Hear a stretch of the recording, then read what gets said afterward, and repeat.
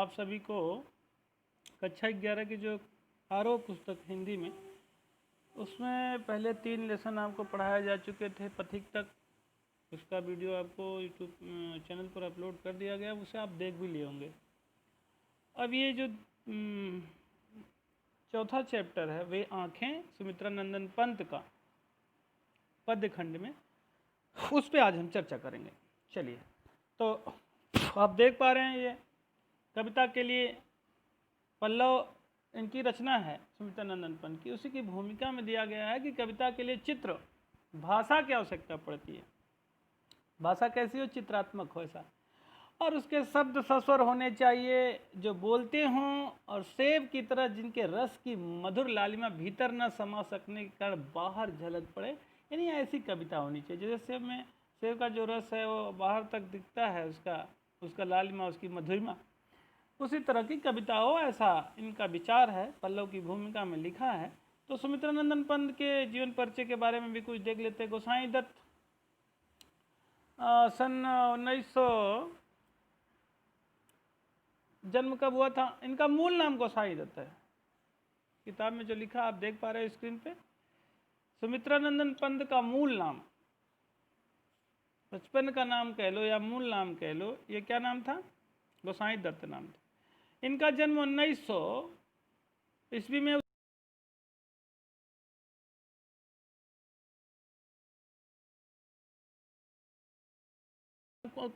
अल्मोड़ा में हुआ, उत्तरांचल के ना कौसानी गांव में। इनकी प्रारंभिक शिक्षा कौसानी गांव में ही हुई। कहाँ हुई? कौसानी गांव में ही हुई, और उच्च शिक्षा बनारस इलाहाबाद में हुई। युवावस्था तक पहुंचते पहुंचते महात्मा गांधी का असहयोग आंदोलन से प्रभावित होकर उन्होंने पढ़ाई बीच में ही छोड़ दी। ये बात जानते रहिए। हाँ, वो स्वतंत्र लेखन भी करते रहे। ये साहित्य के प्रति उनका जो लगाव था, उनका जो योगदान था, वो बहुत ही महत्वपूर्ण था। उन्हें अनेक पुरस्कारों से भी सम्मानित किया गया, जिसमें भारतीय ज्ञानपीठ पुरस्कार, साहित्य अकादमी, सोवियत लैंड नेहरू पुरस्कार, और भारत सरकार ने उन्हें पद्म भूषण से भी सम्मानित किया। उनकी मृत्यु हुई 1977 ईस्वी में। तो इनका ये सामान्य परिचय है। कुछ इनकी प्रमुख कृतियाँ हैं, जैसे बीड़ा, ग्रंथि, पल्लव, गुंजन, युगवाणी, ग्राम्या, चिदम्बरा, उत्तरा, स्वर्ण किरण, कला और बूढ़ा चाँद, और लोकायतन। लोकायतन बड़ी इंपॉर्टेंट रचना है इनकी। आदि अभी और भी रचनाएं हैं। तो छायावाद के महत्वपूर्ण स्तंभ सुमित्रानंद पंत प्रकृति के चितेरे कवि हैं। छायावादी कवि प्रकृति से नज़दीक होते हैं, प्राकृतिक भावनाओं को ज़्यादा। और कुछ नाटक भी इनके हैं, जैसे रजत रश्मि, ज्योत्सना, शिल्पी ना। कुछ कहानियाँ संस्मरण भी हैं। 5 कहानियाँ हैं। 60 वर्ष, एक रेखांकन। छायावाद के महत्वपूर्ण कवि हैं तो हिंदी कविता में प्रकृति की पहली बार प्रमुख विषय बनाने का काम पंत ने ही किया, और इनकी कविता प्रकृति और मनुष्य के अंतरंग संबंधों का एक दस्तावेज है। तो प्रकृति के अद्भुत चित्रकार पंत का मिजाज कविता में बदलाव का पक्ष धर रहा है। ठीक है, तो प्रकृति के अद्भुत चित्रकार जो पक्षधर रहा है, शुरुआती दौर में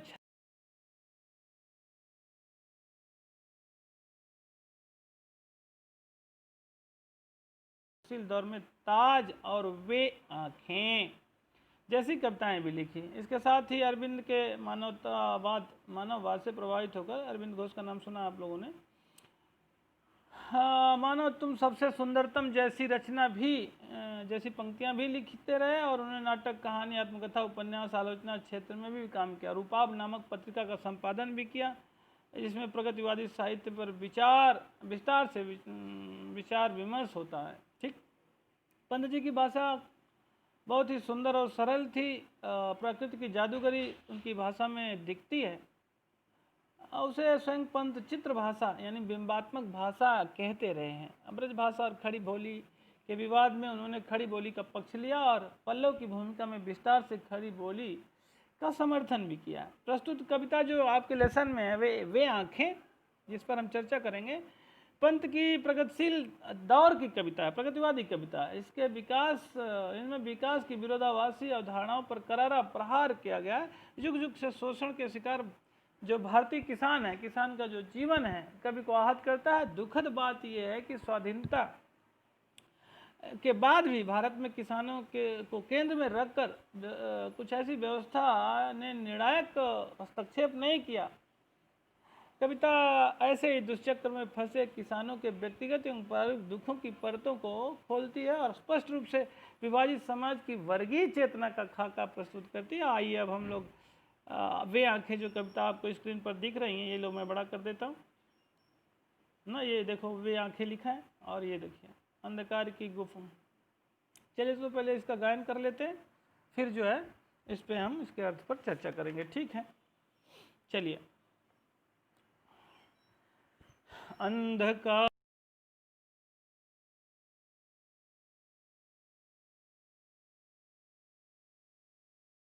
कविता है, व्यथित हृदय है कवि का किसान की पीड़ा को देखकर, और चूँकि करुणा भरी कविता है तो कुछ इसी अंदाज में आपको भी लयबद्ध होकर कहना पड़ेगा। ये संगीतात्मकता है, भाषा में प्रवाह है। फिर से देखें। अंधकार की गुहा सरीखी उन आँखों से डरता है मन, भरा दूर तक उनमें दारुण दैन दुख का नीरव रोदन। वह स्वाधीन किसान रहा, अभिमान भरा आँखों में सिका, छोड़ उसे मझधार आज संसार कगार सदृश बह खिसका। लहराते वे खेत दृगों में हुआ बेदखल वह बुझन से, हंसती थी उसके जीवन की हरियाली जिनके तृण तृण से। आँखों ही में घूमा करता वह उसकी आँखों का तारा, कारकुनों की लाठी से जो गया जवानी ही में मारा।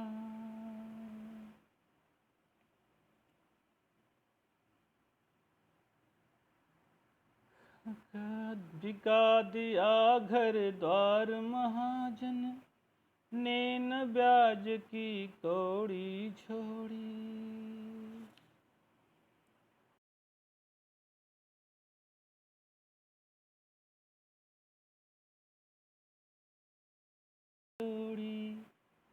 उजरी उसके सिवा किसे कब पास दुहाने आने देती, आँखों में नाचा करती उजड़ गई जो सुख की खेती। बिना दवा दर्पण के घरनी स्वर्ग चली आँखें आती भर, देख रेख के बिना दूध मुई बिटिया 2 दिन बाद गई मर।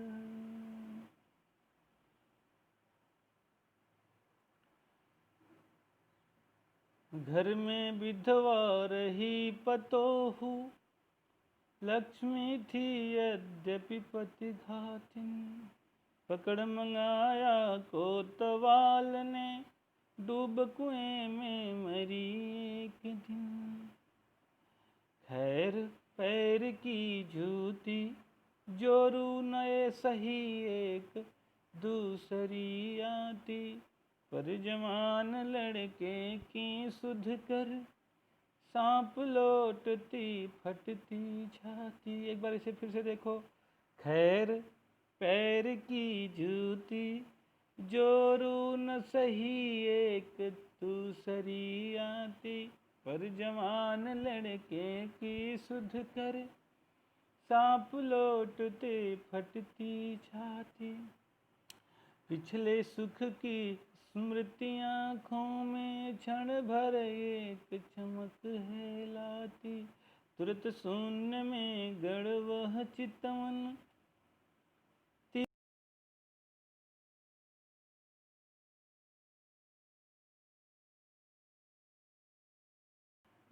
सुमित्रा नंदन पंत के द्वारा लिखी किसान पर आधारित वे आंखें शीर्षक से। चलिए आइए इसका हम लोग अर्थ देख लेते हैं। वे आंखें। कविता देखिए, अंधकार की गुहा सरीखी, अंधकार की गुहा सरीखी, उन आँखों से डरता है मन ना। कविता में पंत जी ने ना किसान के जीवन की जो दुखद पीड़ा है उसको व्यक्त किया है। कविता में संसार के दुष्चक्र में फंसे किसान के व्यक्तिगत एवं पारिवारिक दुखों की परतों को बयां करती हुई पंक्तियां हैं, खोलती हुई और स्पष्ट रूप से विभाजित समाज की वर्गीय चेतना का जो खाका प्रस्तुत करती है। कभी कहता है कि किसान की अंधकार की गुफा के समान आंखों में दुख की पीड़ा भरी हुई, अंधकार की गुहा सरीखी, देख पा रहे हैं आप लोग, अंधकार की गुहा सरीखी, उन आँखों से डरता है मन, भरा दूर तक उनमें दारुण, दैन दुख का नीरव रोदन। तो गुहा मतलब गुफा, सरीखी मतलब समान, दारुण मतलब होता है निर्दय, कठोर। अच्छा, दैन मतलब होता है दीनता, और नीरव मतलब होता है शब्द रहित ना। और रोदन मतलब रोना, स्वाधीन मतलब परतंत्र, अभिमान मतलब गर्व, मझधार मतलब समस्या के बीच में, कगार मतलब किनारा होता है, और सदृश मतलब समान होता है। और दूसरा भी देख लो, वह स्वाधीन किसान रहा,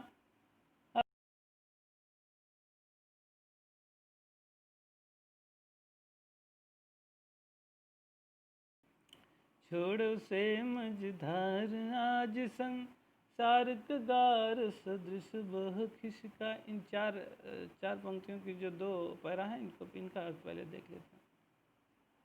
तो ये अगर मान लो प्रसंग लिखना है तो आप लिख सकते हैं, प्रस्तुत काव्यांश पाठ्य पुस्तक, हमारी पाठ्य पुस्तक आरोह भाग 1 से संकलित है, और इसका शीर्षक है वे आँखें। इसके रचयिता हैं सुमित्रानंदन पंत। इस कविता में कवि ने भारतीय किसान के भयंकर शोषण और जो उसकी दारुण स्थिति है उसका सुंदर वर्णन किया है। कवि कहता है कि शोषित किसान की जो धंसी हुई आंखें गड्ढों के समान, अंधकार की गुहा सर्पी, गुफा मतलब गुफा गहरी होती है ना, तो उसी की आंखें गड्ढी गड्ढी, चूँकि किसान शोषित है, पीड़ित है, पोषण हो नहीं रहा है, तो आंखें धंस जाएंगी, दुर्बल हो जाएगा, कमज़ोर हो जाएगा। तो उसी को देख करके पंत जी कह रहे, अंधकार की गुहा सरीखी उन आँखों से डरता है मन, यानी किसान की धंसी हुई आँखों को देखकर, गुफा के समान उन आँखों को देखकर कवि के मन में अज्ञात भय उत्पन्न होता है, और उसे लगता है ऐसे कि जैसे उसमें बहुत दूर तक कोई दयनीय और दुख भरा जो मौन रुदन है। नीरव मतलब होता है बिना शब्द के नीरव रुदन, दैन्य दुख का नीरव रुदन, भरा दूर तक उसमें दारुण, पंक्तियां समझो। तो कहता है कि दुख का मौन रुदन भरा हुआ है, और उसकी आंखों में भयानक गरीबी का जो दुख व्याप्त है किसान का। वहाँ लिखा आगे अगली वाली पंक्ति में, वह स्वाधीन किसान रहा, अभिमान भरा आँखों में इसका। किसान का पहले जो जीवन था वो कैसा था? वो स्वाधीन था, जब उसके अपने खेत हुआ करते थे, जमींदारों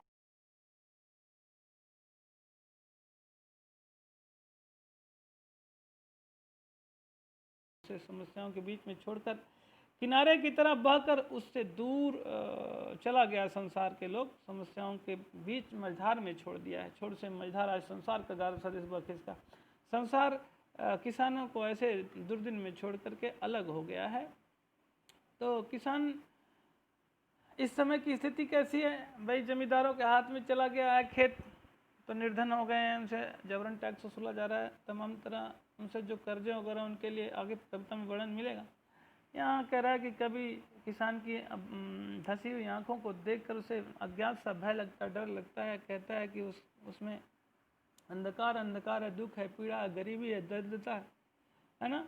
उसे देख उसमें मौन रुदन भी है, ऐसा दयनीयता और दुख का मौन रुदन भरा हुआ, उसकी आंखों में भयानक गरीबी और दुख व्याप्त है, ऐसा कवि को आभास होता है। और वो कहता है कि पहले जब किसान स्वाधीन था तो उसका जीवन अत्यंत अच्छा था, है ना। अब लेकिन आज वो क्या हो गया है? अभिमान भरा उसके आंखों में रहता था, और छोड़ उसे मझधार, आज संसार कगार सदृश बह का संसार उसे मझधार में छोड़ करके उससे सब लोग किनारा कर लिए हैं।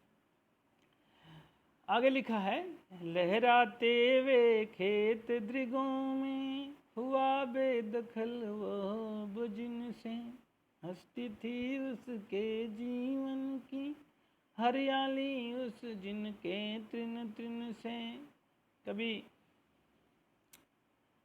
एक समय ऐसा हुआ करता था, किसान अपने पहले की बातें याद करता है, बीते समय की, जब उसके अपने खेत होते थे, उसकी आंखों के सामने उसके लहलाते खेत हुआ करते थे। आज बेदखल हुआ, मतलब उससे बेदखल कर दिया गया, मैंने उससे छीन लिया गया।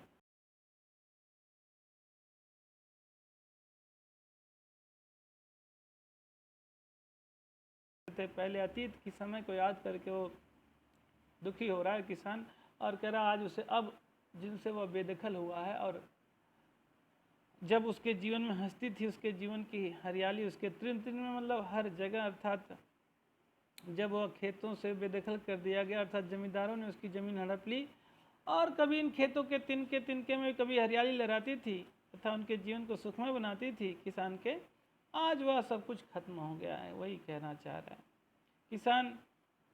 अब अगली पंक्ति में, आँखों ही में घूमा करता वह उसकी आँखों का तारा। किसान की आंखों में उसके प्यारे पुत्र की का चित्र क्यों घूमता रहता है? आंखों का तारा मतलब मुहावरा है, सुंदर मुहावरा। आंखों का तारा मतलब बहुत अधिक प्यारा होना। तो पुत्र सबको प्यारे होते हैं, तो उसकी आंखों का जो तारा था, लाडला था, पुत्र था, उसका आंखों ही में चित्र घुमा करता है। क्यों? क्योंकि कारकुनों की लाठी से जो गया जवानी ही में मारा। जब उसके जवान बेटों को जमींदार के जो कारिंदे होते थे, जो ज़मीन पर जबरन कब्जा वगैरह करवाते थे जमींदारों को, उनकी लाठियों से वो घायल होकर मर गए, यानी उन्होंने लाठियों से पीट पीट कर उसे मार डाला। ये बड़ी दुख की बात है और कितना दुखद जीवन है। तो विशेष रूप से इन पंक्तियों में जमींदारों के अत्याचारों का वर्णन है। लहराते खेत, जमींदारों की लाठी से पीट कर मरे पुत्र का दृश्य बिंब साकार हो उठ रखा है। तृण तृण में आगे ऊपर देखा है अपने, तृण तृण में पुनरुक्ति प्रकाश अलंकार है। जीवन की हरियाली में क्या है? रूपक अलंकार है। ये देखो ना, जीवन की हरियाली, ठीक ना। जीवन की हरियाली में रूपक अलंकार है। आंखों में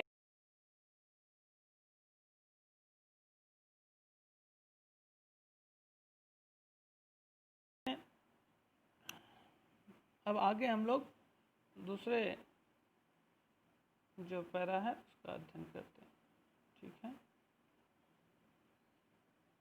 ये देखो, बिका दिया घर बार, बिका दिया घर द्वार महाजन, नैन ब्याज की कौड़ी छोड़ी। ऐसी स्थिति आ गई है कि जो महाजन यानी साहूकार ऋण दाता है, वो कौड़ी मतलब एक भी पैसा छोड़ा नहीं ब्याज का। महाजन ने ब्याज न की कौड़ी छोड़ी, एक भी पैसा छोड़ा नहीं ब्याज का, और उसके बदले क्या कर दिया? बिका दिया घर द्वार। उसका घर बार किसान का सब नीलामी करवा दिए। रह रहे आँखों में चुभती वह कुर्क हुई वर्धों की जोड़ी। और एक बैल की जोड़ी थी जो किसान का आय का साधन होता, जिससे वो खेती कर सकता था, वो भी नीलाम करवा दिए। कुर्क मतलब नीलामी करवा दिए। वर्धो मतलब बैलों की जोड़ी को। रह रहे में पुनरुक्ति प्रकाश अलंकार, आँखों में चुभती है, दर्द देती है ना। इस तरह आप देख पा रहे हो कि कितना मार्मिक दृश्य का वर्णन किया है।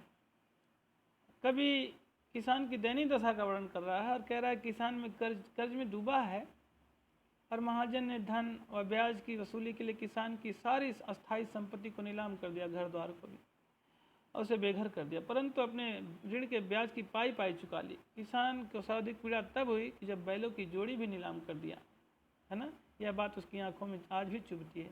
उसके रोजगार का एक मात्र साधन था, वो भी छीन लिया।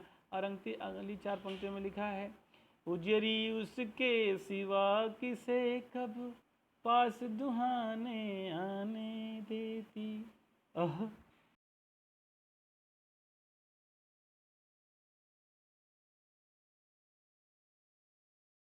के पास एक दुधारू गाय थी जिसका नाम उजली रखा था प्यार से, और वो किसान से ही सिर्फ दुहाती थी और किसी को दूने नहीं देती थी। उसकी भी याद करके बहुत पीड़ित है किसान।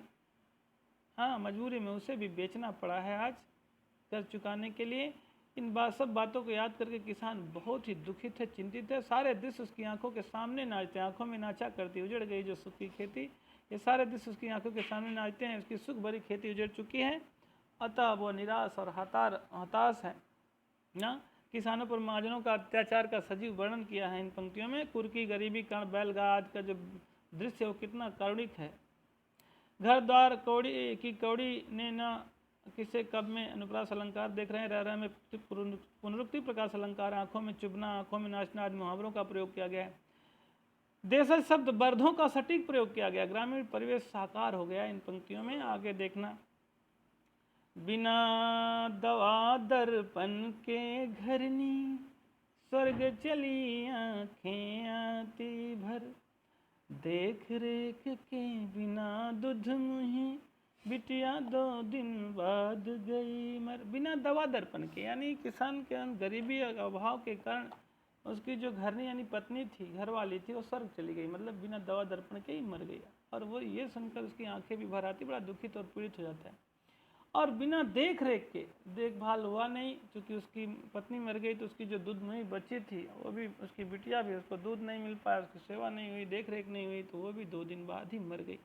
कितना कारुणिक दृश्य प्रस्तुत कर रहा है लेखक। फिर क्या हुआ, अगला और भी मार्मिक है। घर में विधवा रही पतोहू, लक्ष्मी थी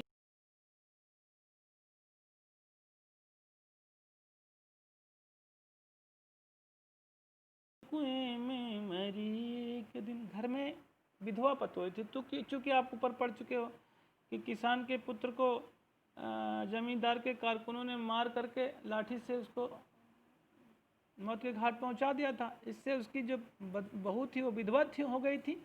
लेकिन मार जमींदार के कारकुनों ने, और विधवा उस कारण से वो हुई, और लेकिन समाज के लोग, परिवार के लोग उसे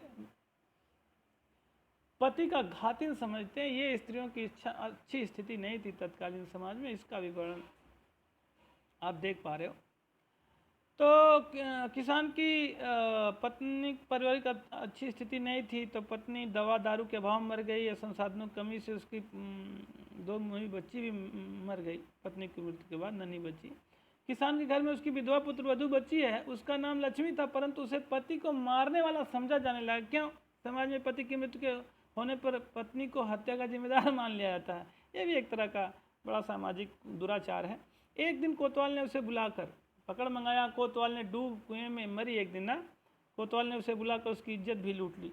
लाज के कारण उसने कुएं में कूद कर आत्महत्या कर ली। इस प्रकार से किसान का पूरा परिवार बिखर और छिन्न भिन्न हो गया, यानी इनका कोई साथी नहीं गरीबों का।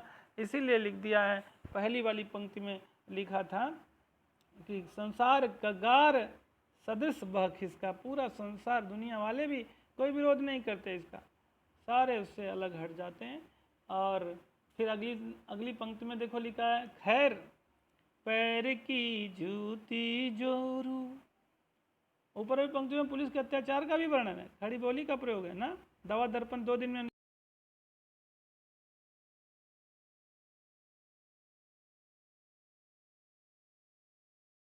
लाचारी का सजीव वर्णन किया गया है, ठीक है ना। पति की हत्या के बाद नारी के प्रति समाज के कटु दृष्टिकोण का पता चलता है ना।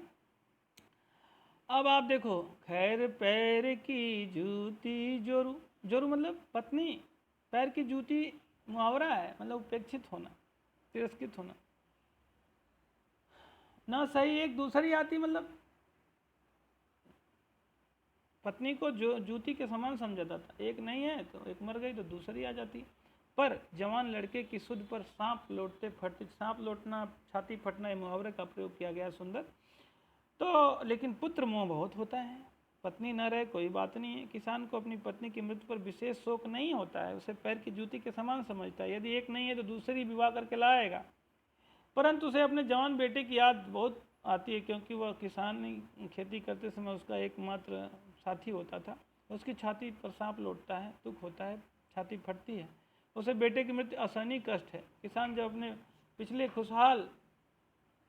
पिछले सुख की स्मृति आँखों में क्षण भर एक चमक है लाती, तुरंत शून्य में गड़ वह चितवन, तीखी नोक सदृश बन जाती। जब आप पिछले अपने अतीत की याद समय को याद करता है, स्मृति के सारे पिछले सुख की याद करता है, तो आंखों में क्षण भर एक बार चमक आ जाती, थोड़ा उत्साह आ जाता है, लेकिन अगले पल तुरंत ही शून्य में गड़ वह चितवन तीखी नोक सदृश बन जाती।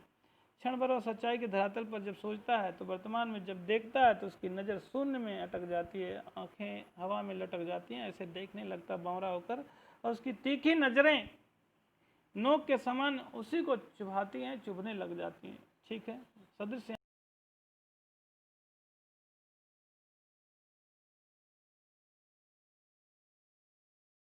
पत्नी के प्रति किसान की मानसिकता घटिया है, वह पुत्र को अधिक महत्व देता है ना।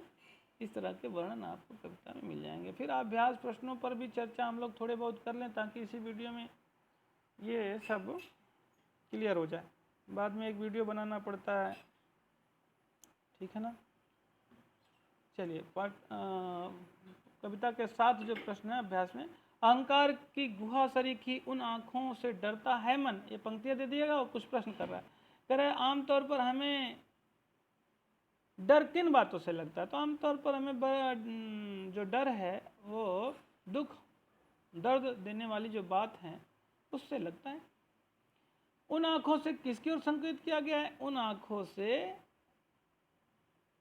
ना किसान की सुनी आँखों की तरफ, जिसमें अंधेरे की गुफा जैसी आँखों की ओर संकेत किया गया है, जिसमें दर्द और पीड़ा है, दुख ही दुख है, अंधकार इच्छा। कवि को उन आँखों से डर क्यों लगता है भाई? कवि को उन आँखों से डर इसलिए लगता है कि उन आँखों में दर्द भरा हुआ है, दुख की कहानी भरी हुई है, अभाव और सूनापन भरा हुआ है, इसे देखकर उसे डर लगता है। डरे हुए भी कवि ने उस किसान की आँखों की पीड़ा का वर्णन क्यों किया है? भाई कवि के मन में भय वास्तव में उसको किसान से होने वाली सहानुभूति है। किसान का वर्णन भी कभी इसी उद्देश्य से करना चाहता है कि किसान की पीड़ा को दुनिया वाले समझें और उसको उनकी दशा को सुधारने के लिए कुछ कार्य समाज के लोग करें। कविता में किसान की पीड़ा के लिए किन्हें जिम्मेदार बताया गया? तो कविता में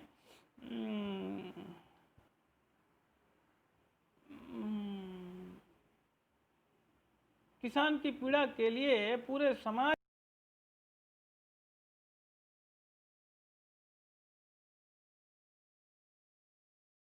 होता तो उद्देश्य के अभाव में कभी कविता नहीं लिख पाता ना।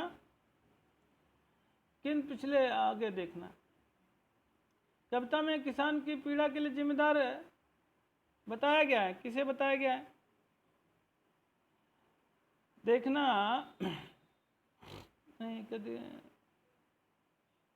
हाँ ठीक है। कविता में किसान की पीड़ा के लिए किन्हें जिम्मेदार बताया गया? तो कविता में किसान की पीड़ा के लिए जमींदार, महाजन, कोतवाल सबको जिम्मेदार बताया गया। समाज के लोगों को, जमींदार के कारिंदों को जो किसान के बेटे को जवानी में ही पीट पीट कर हत्या कर दी।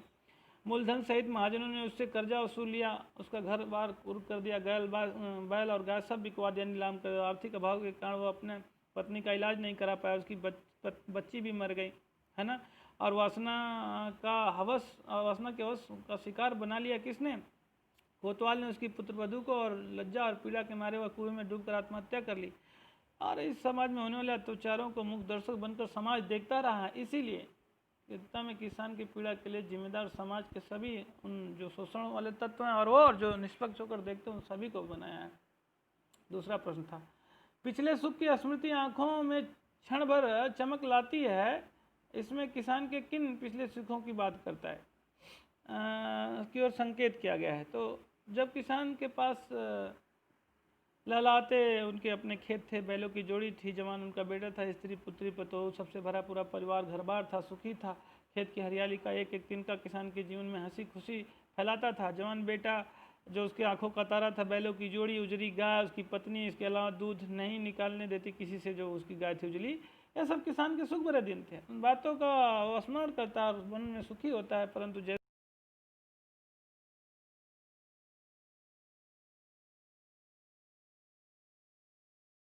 में अटक जाती हैं। इस तरह आप सारे प्रश्नों को कर सकते हैं। अच्छा, कुछ संदर्भ सहित प्रश्न दिया रहा है। चौथा प्रश्न, कि उजरी उसके सिवा संदर्भ से आशय स्पष्ट करें। उजरी उसके सिवा किसे कब पास दुआने आने देती। घर में विधवा रही पतो लक्ष्मी थी यद्यप पति घातिन। पिछले सुख की अस्मित आंखों में क्षण भर एक चमक फैलाती। तुरंत शून्य में गड़बड़ चितवन तीखी नोक सदृश बन जाती। सभी का संदर्भ सहित भाव स्पष्ट करना है। तो आप संदर्भ लिखिए। प्रस्तुत पद्यांश हमारी पाठ्य पुस्तक आरोह भाग्य के वे आंखें नामक अध्याय से उद्धृत हैं, संकलित हैं। इसके रचयिता सुमित्रानंद पंत जी। इन पंक्तियों में महाजनी अत्याचार से पीड़ित किसान की उजरी गाय की दुर्दशा का वर्णन किया गया है। वो महाजनों का कर्ज चुकाने के लिए बताता है कभी कि किसान अपनी सबसे विशेष जिससे लगाव तो उजरी गाय को भी बेच देता था, जो उसी के पास दुहाने के लिए आया करती थी।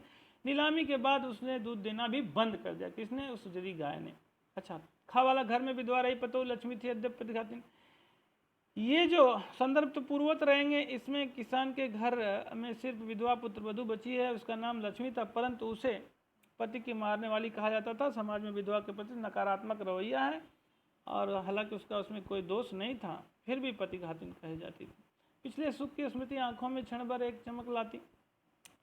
न तुरंत शून्य में गड़बड़ चितवन तीखी नोक सदृश बन जाती। इसमें किसान जब पिछले सुख को जीवन की याद करता तो उसकी आंखों में क्षण भर के लिए प्रसन्नता खुशी तो आ जाती है, परंतु जब वह वर्तमान अपनी सच्चाई को देखता है, अभी वर्तमान में जब देखता है तो उसकी नज़र शून्य में अटक जाती है, गड़ जाती है और नज़र तीखी नोक के समान स्वयं उसी को चुभने लगती है, दर्द देने लगती है, पीड़ा करने लगती है। तो जो पांचवा प्रश्न है वो क्या है? किस आज कविता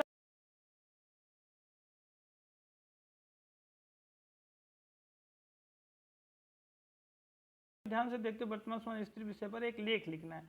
तो भैया घर में विधवा रही पतो, तो यदि घर में विधवा पतो है तो उसको भी सब लोग हेय दृश्य देखते हैं और कहते हैं कि विधवा इसलिए हुई कि इसी की वजह से इसका पति मर गया, है ना। नकारात्मक समाज का रवैया है, उसका तिरस्कार करते हैं। और ये देखो स्त्रियों के प्रति खैर पैर में की जूती, तो स्त्रियों को पैर की जूती के समान समझा जाता था। जब चाहे बदल लें, एक तो नहीं दूसरी आ जाएगी शादी करके। इन पंक्तियों से पता चलता है कि समाज में स्त्रियों की दशा जो है ठीक नहीं थी। और आज भी, हालांकि आज समाज में स्त्रियों की दशा बहुत हद तक सुधरी है, फिर भी आज भी इस समाज में स्त्रियों की दशा कहीं ना कहीं, यदि वो बिजनेस व्यवसाय भी कर रहे हैं तब भी घर के घरेलू कार्यों को उन्हीं को ही करना पड़ता है और उनका शोषण आज भी हो रहा है, पहले से लेकिन कम। क्योंकि आज लड़कियां शिक्षित और जागरूक हैं, लोग समाज भी चाह रहा है कि उनके साथ भेदभाव ना हो, फिर भी जो प्रवृत्ति और परंपरा रही है थोड़ा बहुत असर आज भी देखा जाता है। खैर, कविता के आसपास के प्रश्नों को आप स्वयं करिए। किसान अपने व्यवसाय से पलायन कर रहे हैं, इस विषय पर चर्चा आयोजित करें और तथा कारणों का भी पड़ताल करें। भाई क्योंकि किसान खेती में लागत ज़्यादा है, आय कम है, इसलिए भी, और कर्ज के बोझ के तले दबता जाता है, फर्टिलाइजर उर्वरक इतने महंगे हैं तो कौन खेती करे। ठीक है, और बहुत सारे कारण हो सकते हैं, आप इसे स्वयं करें। ठीक है, बाकी शब्दार्थ याद कर लें। वीडियो बहुत लंबी हो जाएगी इसलिए आज इसको यहीं समाप्त करते हैं। ठीक है।